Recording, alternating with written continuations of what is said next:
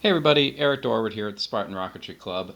Continuing our build of the Estes Black Brant II, and in this video we are going to put together the plastic pieces that we cut out to build, well, I mean it's kind of a motor mount, but it's also a bit decorative, so this should be fun. Let's get rid of some of that sawdust that's left over from me processing the fins and get to work. So these two pieces are all that's left over from cutting that one plastic bit apart, which I'm glad is done. This is the 24mm motor mount. We'll need those centering rings in a moment, but the first thing we need to do is put the block in. So this is pretty straightforward. In fact, this is one of the very few motor mounts that doesn't actually require any measurement or cutting. Well, I mean it did, I guess, cutting there. But all I need to do, according to the instructions, is put some glue just inside the end here, and the engine block, motor block, whatever you want to call it, goes just inside. So I'm going to put it in like this, and I'm just going to turn it upside down and push, and that should be ends even. So that's lovely. I'm actually going to get rid of this paper. Don't really need it right now. Okay, now the next bits. Yeah, so first of all, let's make sure, I'm actually going to grab my pencil here, and I'm going to put a nice big arrow pointing this way. This is the part that has the block in it, just so I don't forget. So this is up toward the air, and this will be down toward the ground. A few things need to happen here. One is that these pieces are going to slide over top. Now this one doesn't go the whole way, it's going to stop because well, there's plastic in there, it's going to prevent it. So that should be pretty straightforward. I'm not going to worry about that too much. What I want to do is I want to make sure I can get these centering rings easily over, so I'm going to test fit them both. That one was nice and easy, so that's great. This one is not as easy, which is kind of unfortunate. I think I might actually put it on the other side, because this, well, yeah. This side is going to be more rigid because it's got that motor block in it. But I do need this to fit nice and easily, so if it's not going to, and it didn't first couple tries, I'm going to grab a little bit of sandpaper and I'm going to sand it a little bit. The last thing I need here is to get halfway through this process and then get just shut down by the fact that one of these fits really nicely and the other one doesn't, which is always kind of annoying. There's always a little bit of deformation or whatever you want to call it. Some of these fit nicely and others don't. So sanding should be your first go-to, and that was good enough. Now it fits quite nicely. Just double check, that fits nicely too. Alright, now the instructions, I have to be honest, they're a little bit confusing, ever so slightly. But, well, I'm missing a piece. I'm missing a little, there you go, should be that guy. That's what I was missing from my selection here, because I did need a piece that goes over top like this, and that's going to fit together like that. So that I actually didn't have out. I needed to go fish it out of the box. Alright, the rest of this, I'm gluing plastic to not plastic for the most part. So the instructions recommend that I go with our good friend plastic cement. I don't love plastic cement. I try to avoid it, but if you are not comfortable using CA glue, you probably should stick to it. Fortunately, this particular bit of construction is not like mission critical. It's frankly decorative more than anything else. Now, again, I want to make sure that I've got I know which end has the block in it. That's why I drew the arrow on it, although, yeah, there's the arrow. So this end is going to go on like this, and I'm just going to test fit all this stuff together right now. Then this bit goes on top, and then this bit goes on like this, and then the two rings that we had here are going to finish off the job. So this is my finished product. It's kind of weird looking, but you know, it'll be fine. A couple spots here are going to have to be either plastic cemented or glued in place with CA glue. And we're going to start with this right here. Now, looking at it,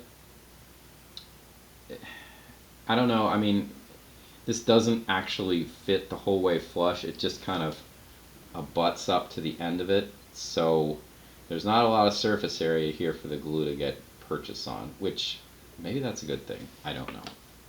But I'm going to put, again, making sure I have the right end, right, this is the bottom where the motor is going to go. I'm going to put just the slightest bit of CA glue here, just, you know, the thinnest quantity of it, because I shouldn't need much to hold this in place, and there's not a lot of room for it to go anyway. So on it goes. I'm going to push it as hard as I can and make sure that it is centered, and it looks pretty great, and that's all the time that it takes for that glue to set. That's it.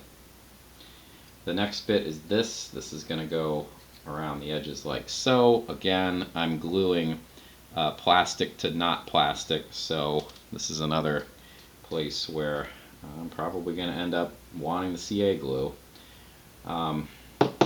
Yeah, so I'm going to put the glue closer to the edge here, and again, just going very light because this doesn't need to really hold anything together that's structural. It doesn't need to be strong, it just needs to hold. So honestly, like, this much glue is probably more than I need. I could probably just put a couple little tack spots down and that would be plenty. Alright, watch your fingers back here, because if you squish the glue out the back, you're going to get this stuff right in your fingers, and quick push. I do have some that seeped out, so before anything else happens, I'm going to grab myself a paper towel, tissue, or something. I happen to have paper towels nearby, so that's what I'm going to use. And I'm going to blot up any spots that are sticking out. Blot quickly, of course, because you do not want to glue the paper towel to anything. Alright, that's taken care of. Just be careful not to touch where that seam is, because there's probably some glue there and you do not want to glue your hands to anything ever, certainly not in this case. Alright, the next bit is this needs to go together like this.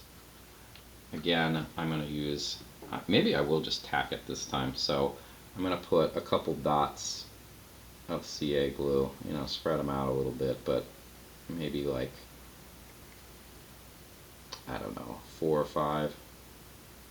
Again, watch your fingers here, because this isn't a lot of real estate to work with, and you do not need to get your fingers glued to anything, especially something like this. Alright, line it up, quick push, and it's in place. Again, there are a couple blobs that might come out. If there are, mop them up, and that's great. This is it for the CA gluing for this particular part. So put my CA glue away, because I don't need it. Alright, the remaining bits, the 2 centering rings are just going to slide on like this. And we can do it one at a time, I guess. This is paper to paper, so wood glue is the order of the day. Again, it's not doing anything particularly vital, so you don't need very much. It just needs to hold it in place, and this is a decorative element, so I mean, I probably should spread that out with a dowel, but I'm not going to. I'm just going to put the centering ring right over top. I'm going to spin it a little bit in case it was not particularly even. And then last one, again, just a little bit.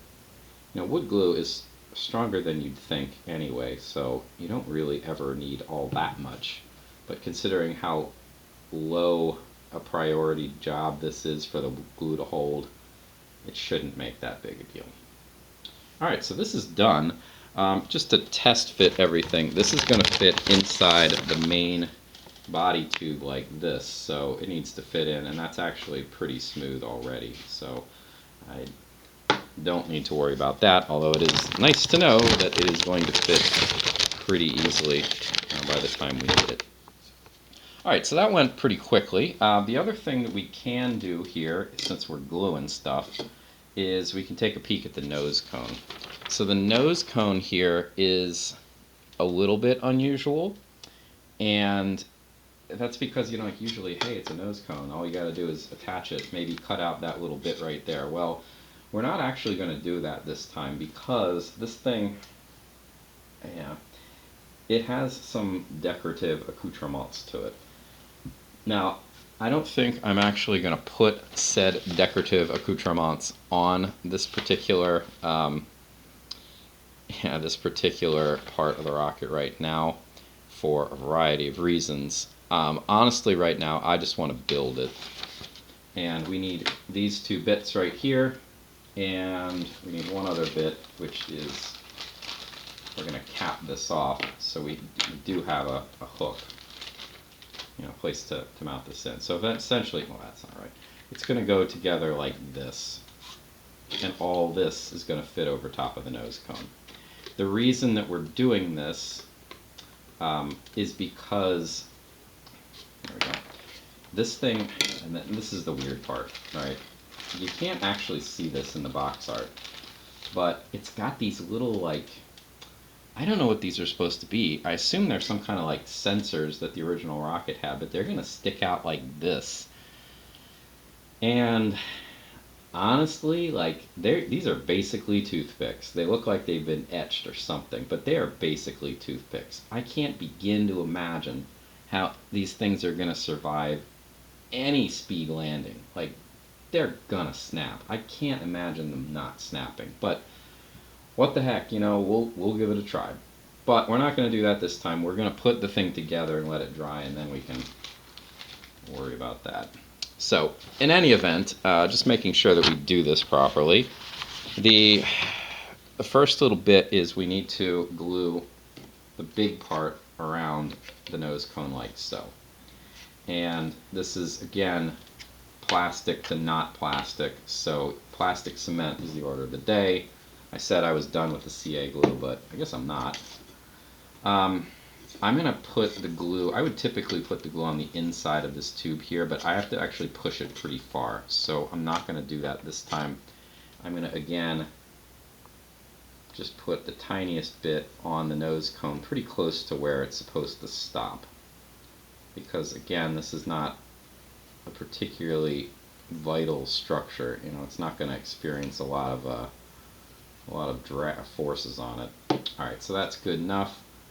This is going to go on. I have it in place, and a quick push, and maybe a spin, and it's locked in place. Again, if there are any little beads that popped up, mop them up quickly while it's still liquid. I only saw one that time. Okay. That's lovely. I'm going to need this. Well, no, I guess I don't need, well, I will. I will need this, but we'll just put it off to the side for the moment.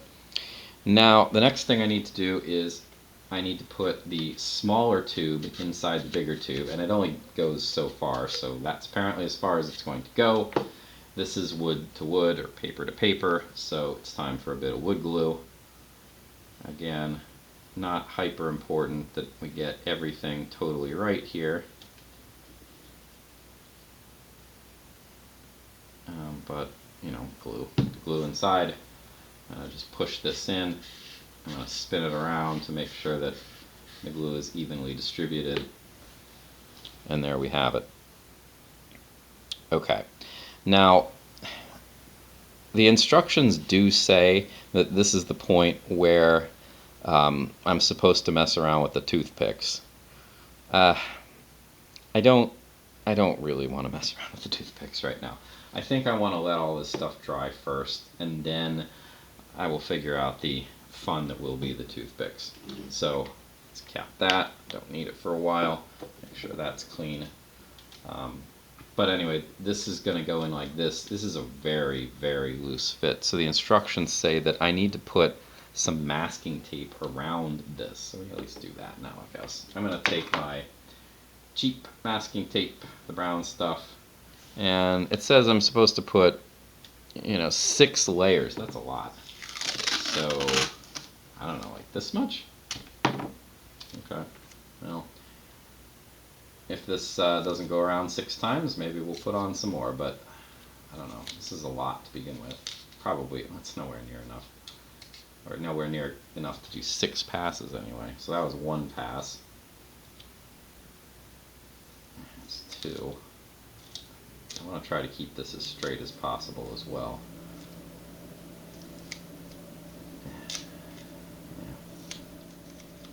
so it's over 3, maybe like 3.5. Let's just see how this fits. Yeah, that's still loose. Okay, they weren't kidding.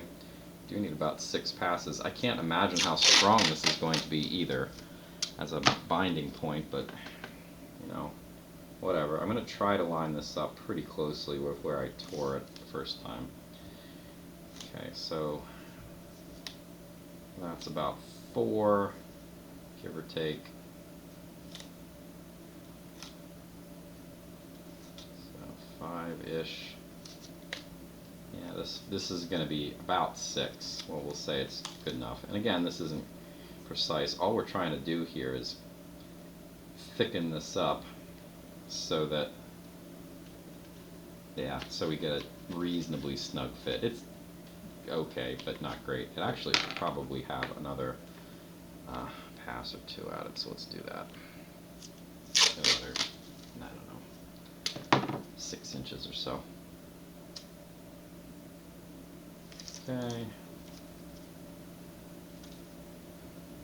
Now there is plenty, you know, I didn't pick masking tape that matched up with the end, you know, how deep this thing was. I don't think that really matters. If you really wanted to, you could probably fold this over on itself. I don't see that as being necessary or, frankly, all that helpful. Alright, it's still a little loose. It could probably stand another pass or 2, but we'll say that's good enough.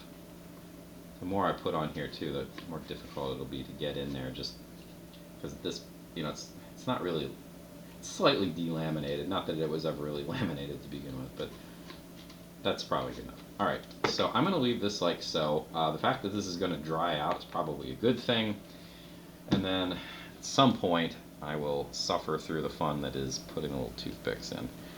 Yeah, looking forward to it. Alright, thanks for watching. I'll see you in the next video.